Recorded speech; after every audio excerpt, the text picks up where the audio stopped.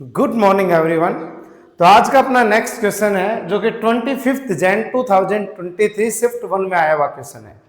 Student start करते हैं। Question में कहा गया एक्स वाई जेड तीनों ग्रेटर देन 1 है, जहां पर मैट्रिक्स ए दे रखी है, ये मैट्रिक्स थी स्टूडेंट, जो कि इसके इक्वल है। फिर आपसे पूछा गया adjoint of adjoint A square का determinant is equal to, there are some options. तो स्टूडेंट स्टार्ट करते हैं।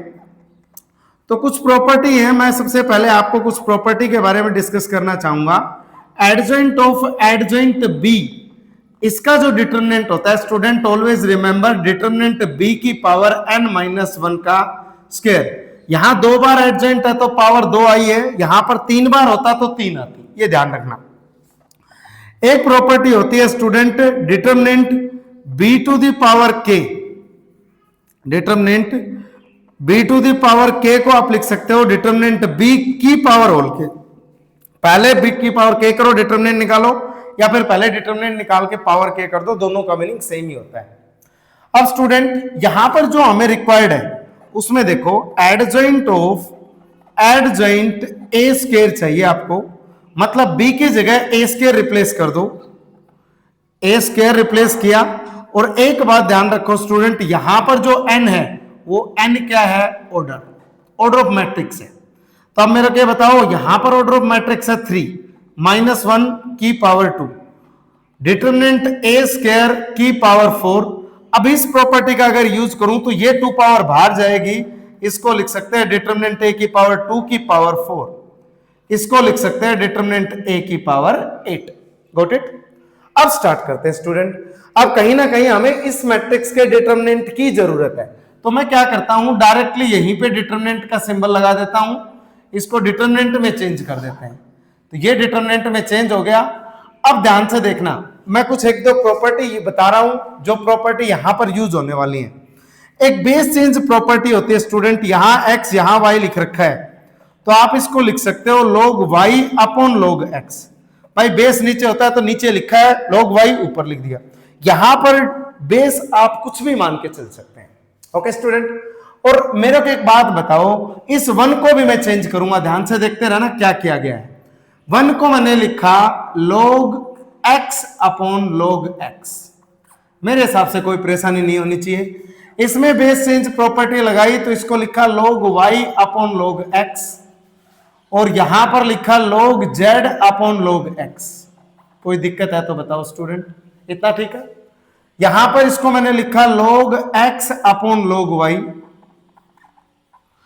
इस 2 को मैंने लिखा 2 टाइम्स log, हम मर्जी के according log y upon log y लिख रहे हैं। और आपको यह भी पता चल जाएगा यहां पर log x upon log x क्यों लिखा, यहां पर log y upon log y क्यों लिखा। तो इसको मैंने लिखा log z upon log y, base change property. इसको मैंने लिख दिया student log x upon log z, यहां पर लिखा गया log y upon log z, base change property use कर रहे हैं। अब यहां पर 3 times log z upon log z।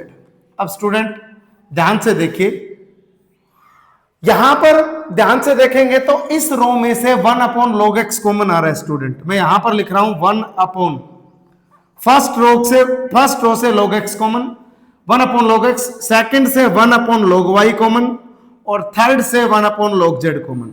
अगर स्टूडेंट यहां log x upon log x लिख देते तो log y कॉमन आता ही नहीं, आता तो उस पर log y से मल्टीप्लाई करना पड़ता, दैट मीन्स डिवाइड करना पड़ता। तो इसलिए हमने यहां पर log x upon log x लिखा, यहां log y upon log y, यहां log z upon log z। यहां क्या बचा, 1, यहां 1, यहां 1, यहां 1, यहां 2, यहां 1, यहां 1, यहां 1 और यहां 3।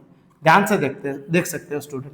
अब बेसिकली सॉरी स्टूडेंट, यहां पर छोटी सी मिस्टेक हो गई, हमने ऊपर वाली न्यूमरेटर वाली टर्म्स तो लिखी ही नहीं। तो ये बचेगा log x, ये बचेगा log y, और ये बचेगा log z। यहां पर बचेगा log x, ये 2 टाइम्स log y, और ये log z। यहां पर बचेगा log x, यहां log y, और यहां log z। ध्यान से देखो स्टूडेंट, रो फर्स्ट में से कॉलम फर्स्ट में से log x कॉमन आ रहा है, कॉलम सेकंड से log y, कॉलम थर्ड से log z। तो यहां पर कॉमन लाने के बाद ये तीनों टर्म्स कैंसिल आउट हो जाएंगी। दैट मीन्स ओवरऑल जो बचेगा वो 1 1, यहां पर भी 1, 1 1 1, यहां पर 1, यहां 2, यहां 1, यहां 1, यहां 1, और स्टूडेंट यहां 3 था, वो 3 भी लिख दिया, ये 3।